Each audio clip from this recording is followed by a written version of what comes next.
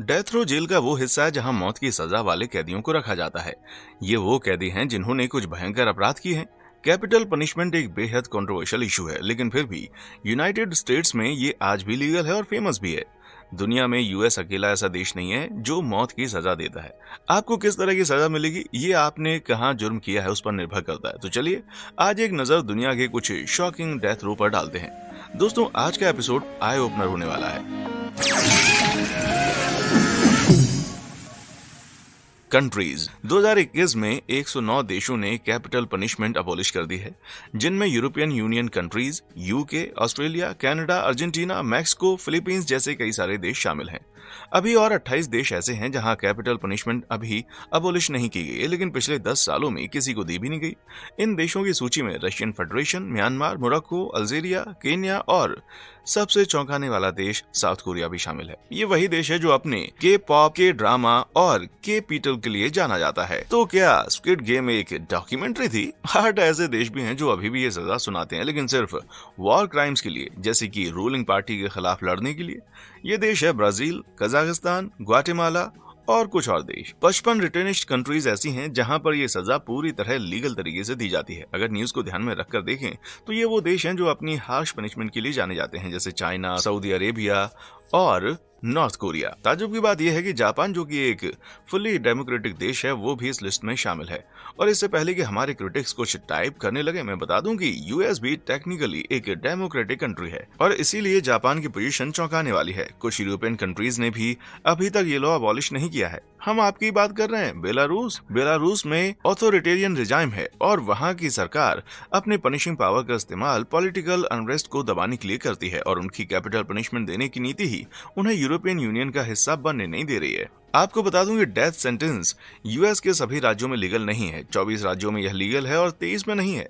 3 ऐसे राज्य हैं जहां यह सजा तो दी जाती है मगर डेथ वाला हिस्सा माफ किया जाता है। अगर आप कुछ क्रिमिनली डम चीज करने वाले हैं तो ध्यान रखिएगा कि आप इन जगहों से दूर रहें, वरना आप अपनी जान से हाथ धो देंगे।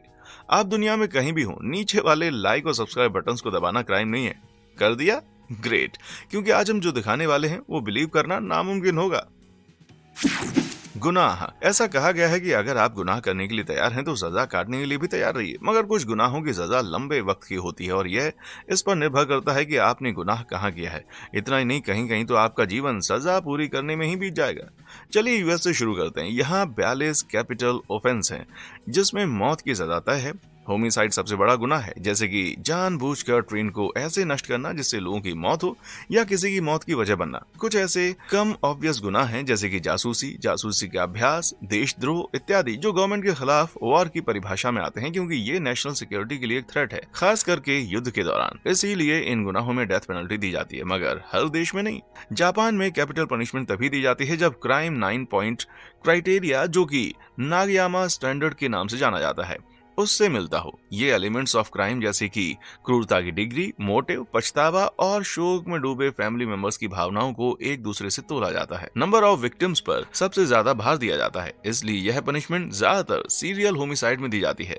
जापान में 1993 से लेकर आज तक दिए गए डेथ सेंटेंसेस के 130 केसेस में से सिर्फ 16 केस सिंगल विक्टिम के थे, यानी सिर्फ 12%। नॉर्थ कोरिया थोड़ा ज्यादा स्ट्रिक्ट है। इसके मिलिट्री रूल की वजह से स्टेट के खिलाफ किए गए गुनाह सबसे खराब हैं।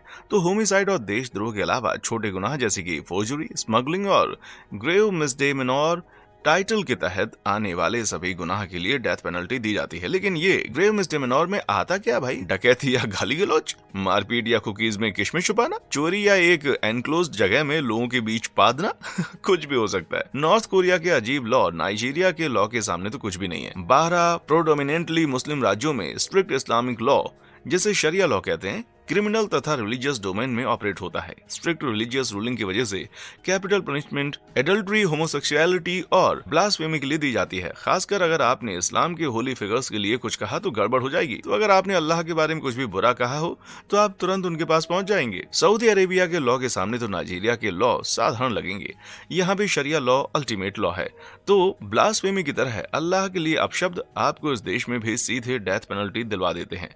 उतना ही नहीं, यहाँ ये इतने स्ट्रिक्ट है कि विच क्राफ्ट के लिए भी सऊदी सिटीजन्स को सजाए मौत दे दी जाती है। यहाँ जादू करना, टोना करना या कुछ भी जो कि सुपर नेचुरल लगे वो करना कैपिटल ऑफेंस माना जाता है। तो ये तो तय है कि ऐसे रूल्स हैरी पॉटर की किताबों को दुख भरी बना देते भाई।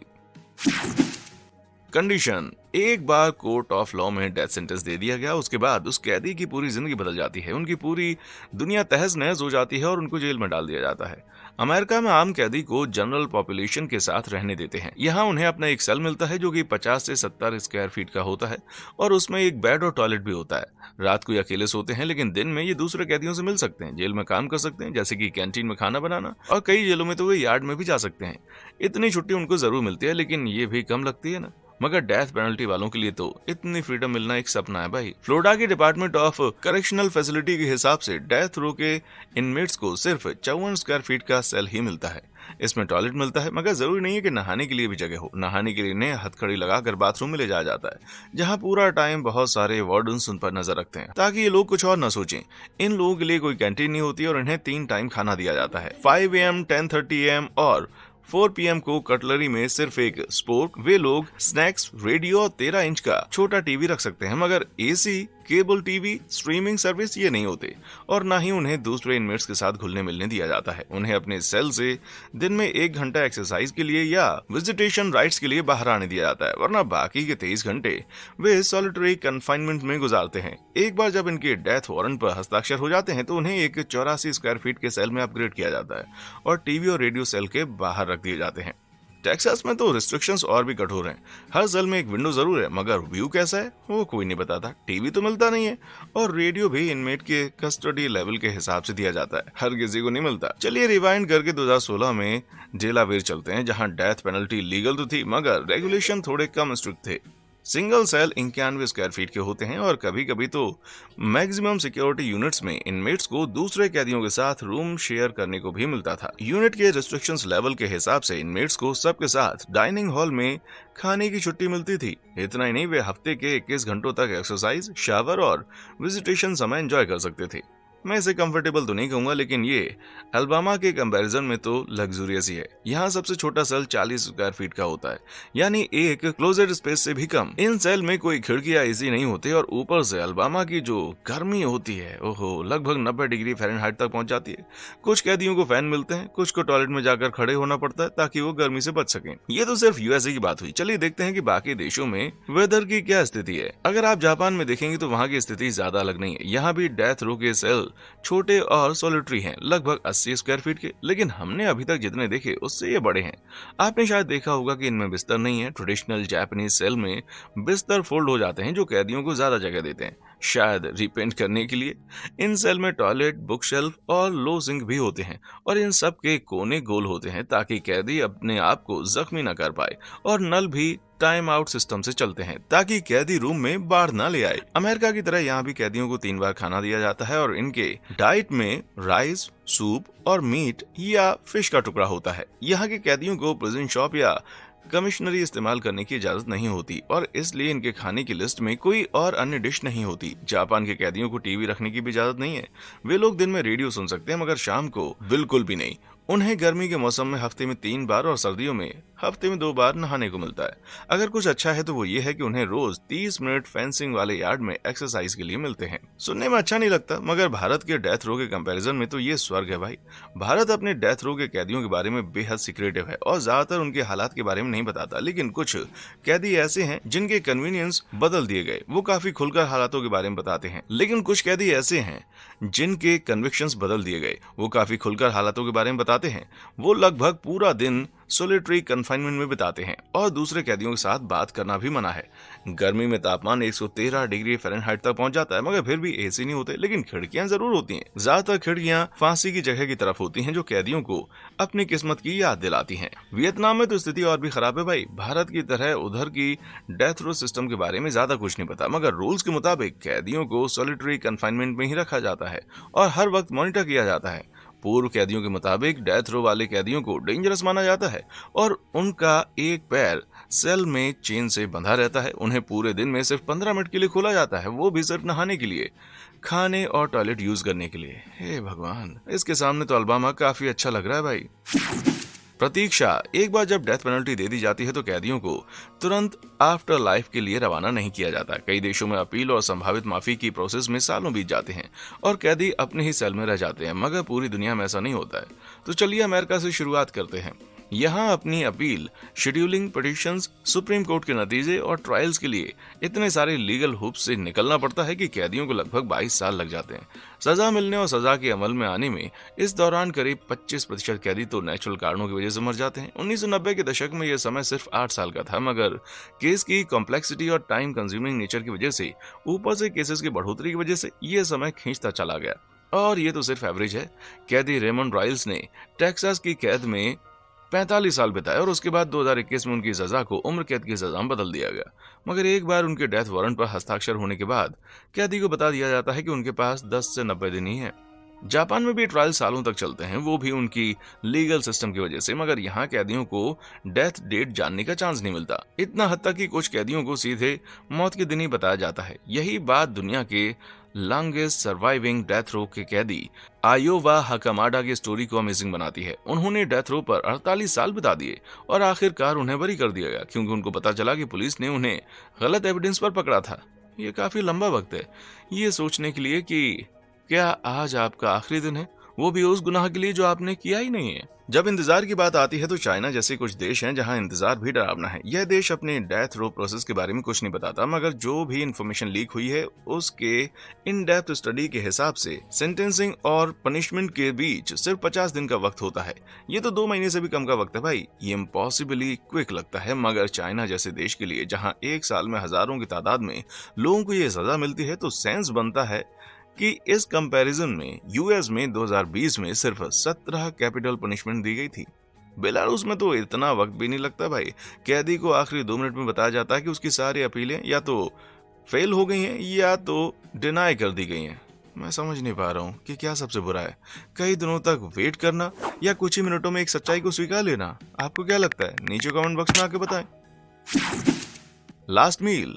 अगर आपको पता होता कि आप जो अगला खाना खाएंगे वो आपका आखिरी खाना होगा तो आप क्या खाना पसंद करेंगे? मैं सभी ट्रिमिंग्स के साथ एक बड़ा जूसी स्टिक और मीठे में एक बड़ी चॉकलेट ब्राउनी चुनूंगा। यार सुनने में अच्छा लगता है, लेकिन मौत की सजा पाने वाले बहुत से कैदियों को उनका लास्ट मील चुनने का ऑप्शन नहीं मिलता। अमेरिका में कैदियों को उनके आखिरी दिन से कुछ दिन पहले से लास्ट मील्स परोसे जाते हैं। ज्यादातर कैदी अपनी इच्छा से कुछ भी ऑर्डर कर सकते हैं। वेल, ऑलमोस्ट कुछ भी। जेल अल्कोहल या टोबैको प्रोडक्ट्स के लिए मना कर सकती हैं। बाकी सबको प्रिजन सिस्टम में मौजूद आइटम से ही खुश रहना पड़ता है। मतलब कि कोई फास्ट फूड नहीं, कोई लोकल गार्मेट रेस्टोरेंट डिलीवरी भी नहीं, और यहाँ तक कि उनके परिवार से घर का बना खाना भी नहीं। कई राज्यों में अपने कैदियों के लास्ट मील पर भी कॉस्ट लिमिट तय है। फ्लोरिडा में भोजन की कीमत $40 तक हो सकती है, लेकिन ओक्लाहोमा में इसकी कीमत सिर्फ $15 है। थोड़ा स्टिंगी लगता है, लेकिन ये टेक्सास में रहने से बेहतर है। यहाँ कैदियों को अपना लास्ट मील लेने की अनुमति भी नहीं है। पहले ऐसा नहीं था, लेकिन 2011 में डेथ रो पाने वाले कैदी लॉरेंस ब्रूअर ने अपने लास्ट मील के लिए फूड का बड़ा बैंक्वेट ऑर्डर किया और ऑर्डर आने के बाद उसे खाने से इनकार कर दिया। इसलिए टेक्सास ने अपनी पॉलिसी बदल दी और अब टेक्सास में डेथ रो वाले कैदियों में से किसी को भी मील के बारे में कुछ भी कहने की इजाजत नहीं है। लेकिन कई राज्य पहले काफी लीनियंट रहे हैं। कैदियों को अपनी इच्छा से ऑर्डर करने की अनुमति मिलती थी। 1994 में इलिनॉइस के कैदी जॉन वेन गेसी को कैपिटल पनिशमेंट मिलने से पहले वो KFC की एक bucket fries, 12 fried shrimps, 1 pound fresh strawberry और 1 कोक ऑर्डर कर सकता था। स्पेक्ट्रम की दूसरी ओर 1963 में ओयावा के कैदी विक्टर फिगविर ने एक सिंगल ओलिव जिसमें स्टोन मौजूद हो उसका ऑर्डर दिया। उसे उम्मीद थी कि शांति के प्रतीक के रूप में उसकी कब्र पर वह स्टोन एक पेड़ का रूप लेगा, लेकिन उनके सभी अच्छे इरादों के बावजूद ऐसा कभी नहीं हुआ। लास्ट मील पर बैन लगने से पहले टेक्सास जेल को 1990 में जेम्स एडवर्ड स्मिथ की ओर से अजीब सी रिक्वेस्ट मिली, जिसने प्लेट ऑफ डर्ट ऑर्डर की थी। कोई पुरानी डर्ट नहीं, रायकुंडा की डर्ट, वो भी किसी की ग्रेव से ली गई डर्ट। यह अक्सर जादू टोने की रस्मों से जुड़ा होता है और जेम्स का मानना था कि इसे खाने से वो भूत नहीं बनेगा। इतना कह सकते हैं कि वो वार्डन्स के लिए इसे पूरा करना कितना डरावना था भाई। इसके बदले उसे दही मिला। अब पूरी दुनिया में लास्ट मील की गारंटी नहीं है। इंडोनेशिया में डेथ रो वालों के लास्ट मील रिक्वेस्ट आमतौर पर नहीं माने जाते। हालांकि 2015 में बाली में 9 स्मगलिंग गैंग के सदस्यों को उनके आखिरी दिन तक पिज्जा और KFC ऑर्डर करने की अनुमति दी गई थी। यहाँ परिवार के सदस्यों द्वारा खाना भी उपलब्ध कराया जा सकता है और कैदियों के बीच बांटा जा सकता है यदि उनका मन हो तो। मलेशिया में लास्ट मील अक्सर एक फिक्स्ड तरीके से बनाया जाता है, जिसमें stick, fried chicken, plain rice, vegetables, salad, दूध, ऑरेंज जूस और पानी शामिल है। हालांकि कुछ कैदियों ने लास्ट मील डिक्लाइन कर दिया था, तो उन्हें एक सिंपल KFC डिनर दिया गया था। एक मिनट, लास्ट मील के लिए KFC इतने सारे लोगों की पसंद क्यों है? मुझे लगता है कि ये टेस्टी, चीप और आसानी से मिल जाता है। वेल, कम से कम वे उस मील को अपनी KFC बकेट लिस्ट में टिक कर पाएंगे। ताइवान में डेथ रो पर अल्कोहल के रूल्स थोड़े आसान हैं। कैदी की पसंद के लास्ट मील के तौर पर ट्रेडिशनल बेंटो काओलियांग लिकर की एक बोतल के साथ परोसा जाता है। ये एक बहुत ही स्ट्रॉन्ग सोरगम बेस्ड ड्रिंक है जो चीन और ताइवान में पॉपुलर है। मुझे यकीन है कि पूरी बोतल पीने के बाद सबसे नर्वस कैदी को भी ये ड्रिंक रिलैक्स फील करवा सकती है। भारत जैसे थोड़े बड़े देश के बारे में क्या कहेंगे भाई, जबकि कानून में लास्ट मील के लिए कोई रिचुअल अवेलेबल नहीं है। प्रिजन अथॉरिटी आखिरी घंटों में कैदियों के लिए एक्सेप्शन कर सकते हैं। 2012 में कैदी अजमल कसाब ने जाहिर तौर पर थोड़े टमाटर मांगे थे। गार्ड्स ने उदारता दिखाकर उसे एक पूरी बास्केट दी, लेकिन उसने सिर्फ 2 ही लिए और उनमें से सिर्फ 1 ही खाया। ये सब जानने के बाद आप अपना लास्ट मील कहाँ लेना चाहेंगे, मुझे नीचे कमेंट सेक्शन में आकर बताएं। एक्सेप्शंस, कुछ क्राइम कानूनी रूप से कैपिटल पनिशमेंट दिलवा सकते हैं, तो कभी स्पेशल सर्कमस्टांसेस में अपराधी थोड़ी हल्की सजा में ही छूट जाता है। अमेरिका में इंटेलेक्चुअल डिसेबिलिटी एक बहुत ही महत्वपूर्ण फैक्टर माना जाता है। 2014 तक किसी को 70 या उससे कम IQ होने पर कैपिटल पनिशमेंट देना अनकॉन्स्टिट्यूशनल माना जाता था, लेकिन जब कैदी फ्रेडी ली हॉल का IQ स्कोर 71 पाया गया तो सिर्फ एक मार्जिन ऑफ एरर था। तब भी फ्लोरिडा राज्य ने उसे मौत की सजा सुनाई। अन्याय को फाइनली ओवररूल कर दिया गया, लेकिन 70 पॉइंट कट ऑफ अभी भी केंटकी और अल्बामा जैसे राज्यों द्वारा रिजिड फ्रेमवर्क के रूप में रखा गया है। नाइजीरिया में इंटेलेक्चुअल डिसेबिलिटी वाले लोगों को जाने देने के बारे में कोई रूल नहीं है, लेकिन वे गर्भवती महिलाओं को सजा देने के लिए जरूर सोचते हैं। कम से कम वे गर्भवती होने तक सजा पूरी नहीं करती हैं, लेकिन ये बच्चे के जन्म के बाद पूरी करवाई जा सकती है। ये गंभीर लगता है, लेकिन ये नियम लगभग सभी देशों पर लागू होता है जहां मौत की सजा कानूनी है। जापान और अमेरिका में भी, अरे बाप रे। लेकिन वियतनाम में गर्भवती महिलाओं को इस सजा से पूरी तरह मुक्ति दे दी गई है और इसके बजाय उन्हें लाइफ इम्प्रिजनमेंट की सजा हो सकती है। इसके अलावा 75 वर्ष से अधिक उम्र के लोगों के साथ साथ 3 साल से कम उम्र के बच्चे की देखभाल करने वाली महिलाओं को भी छूट दी गई है। करप्शन के दोषी ऑफिसर्स के लिए एक सॉल्यूशन भी है। अगर वो गलत रास्ते से कमाए गए प्रॉफिट के 75% हिस्से को चुका दें तो डेथ पेनल्टी से बच सकते हैं। यह पक्के रूप से लोगों को झांसे में लेने का एक तरीका है और यूनाइटेड अरब अमीरात में अधिकारियों के लिए कंपनसेशन बचने का इकलौता रास्ता नहीं है। शरिया लॉ का पालन करने वाले देश के रूप में डेथ रो के दोषी को विक्टिम के परिवार द्वारा पूरी तरह से माफ किया जाना चाहिए। आमतौर पर इसमें पेमेंट का एक एग्रीड फॉर्म शामिल होता है। ये कोई पुरानी बात लगती है, लेकिन हाल ही में जून 2021 में UAE के डेथ रो की सजा मिलने वाले भारतीय बिजनेसमैन बेक्स कृष्णन ने विक्टिम के परिवार को उसके अपराधों के लिए क्षमा करने के लिए 5 लाख अमीरात दरहम, जो कि लगभग $1,30,000 होते हैं, वो देने का वादा किया। और वो कहते हैं कि पैसों से आप सब कुछ नहीं खरीद सकते। मेथड्स, ये आपको सरप्राइज कर सकता है, लेकिन सभी मॉडर्न एग्जीक्यूशन मेथड्स हर देश में समान नहीं होते। एक कैदी को कैसे मौत की सजा दी जाती है, यह इस बात पर डिपेंड करता है कि वे कहाँ हैं, और यह पूरे अमेरिका में समान नहीं है। डेथ सेंटेंस के लिए यूएस में 1 नहीं, 2 नहीं, बल्कि 5 ऑथोराइज्ड मेथड हैं। हालांकि लगभग सारे कैदी लीथल इंजेक्शन से अपने अंत तक पहुंचते हैं। कैदियों को एक अलग कमरे में ले जाया जाता है और एक टेबल पर लिटा दिया जाता है और फिर उन्हें 3 अलग अलग दवाइयों के इंजेक्शन लगाए जाते हैं। पहला कैदी को सीडेट करता है, दूसरा उन्हें पैरालाइज बना देता है और आखिरी उनके हार्ट को बंद कर देता है। हालांकि अल्बामा, फ्लोरिडा और टेनेसी सहित 8 राज्यों में हाल में 3 राज्यों में लीथल गैस, 2 राज्यों में फांसी और 4 में फायरिंग स्क्वाड जैसी पुरानी मेथड अलाउड है। और आप मानेंगे नहीं, लेकिन ज्यादातर राज्यों में कैदी चुन सकते हैं कि वे कैसे मरना चाहते हैं। ये एक ऐसा डिसीजन है जो मुझे आशा है कि हम में से किसी को भी कभी नहीं लेना पड़ेगा। जापान और साउथ कोरिया में एक ही ऑप्शन है। इन दोनों देशों में इस्तेमाल की जाने वाली प्राइमरी मेथड हैंगिंग है। जापान में कैदियों को फर्श पर मार्क किए गए एक बड़े लाल बॉक्स के साथ ट्रायल चेंबर में ले जाया जाता है। कैदियों की आंखों पर पट्टी और सिर पर काला हुड पहनाकर रखा जाता है और उनके हाथों पैर बांध देते हैं ताकि वे अपने आप को बचाने की कोशिश न करें, और वे बॉक्स में खड़े होते हैं। फिर बाहर से 5 गार्ड एक साथ 5 बटनों के एक सेट को दबाते हैं जो कि ट्रैप डोर यानी कि लाल बॉक्स को ओपन करता है। 5 बटन ही क्यों, जब इसे खोलने के लिए केवल एक ही जरूरत होती है। खैर, इसे ये क्लियर नहीं होता है कि कौन सा गार्ड जिम्मेदार है, जिससे उन्हें अपना कॉन्शियस क्लियर रखने में मदद मिलती है। चीन में 2 मेथड में से एक का उपयोग किया जाता है, एक लीथल इंजेक्शन या सिंगल गन शॉट। लेकिन अमेरिका और जापान के विपरीत, जिनके पास डेडिकेटेड रूम है, उस तरह सभी दोषी चीनी कैदी इतने लकी नहीं है। एक रेगुलर पुलिस वैन के रूप में चीन की मोबाइल एग्जीक्यूशन यूनिट्स अपराधी को पीछे डालकर सड़क पर लीथल इंजेक्शन लगा सकती है। जाहिर है ये सब एफिशिएंसी के लिए है। ओह, आप नहीं चाहोगे कि वो पुलिस वैन आपको खींच कर ले जाए, है ना। ताइवान में हालांकि एक बहुत ही अलग मामला रहता है। लास्ट मील के बाद कैदी को एक चेम्बर में ले जाया जाता है, एनेस्थेटाइज किया जाता है और नीचे की ओर जमीन पर लिटा दिया जाता है। ये काम सिंगल गन शॉट से किया जाता है और तभी यह अजीब होने लगता है। यहाँ एग्जीक्यूशनर द्वारा वोटिव मनी, जो एक तरह की फेक करेंसी है, उसे जलाने की परंपरा है, जो मृतक को आफ्टर लाइफ के लिए भेंट है उसके रूप में दी जाती है। कैदी के लिए ऐसा माना जाता है कि वह अपने पैरों में थोड़े से पैसे छुपा लेता है, जो अपने एग्जीक्यूशनर को एक अच्छा काम करने के लिए टिप के रूप में देता है। वास्तव में मुझे ये नहीं देखना है कि खराब टिप से कैसी सर्विस मिलती है भाई। खैर, अब मैंने दुनिया भर के डेथ रो, जेलों और स्कूलों को कंपेयर किया है और मुझे नहीं पता कि कौन ज्यादा आई ओपनिंग रहा है। यदि आपने इस सीरीज के अन्य वीडियो नहीं देखे हैं तो मैं नीचे लिंक डाल दूंगा, और अगर आपके पास कंपैरिजन वीडियो के लिए कोई सजेशन है तो मुझे नीचे कमेंट सेक्शन में बताएं। और हाँ, देखने के लिए शुक्रिया।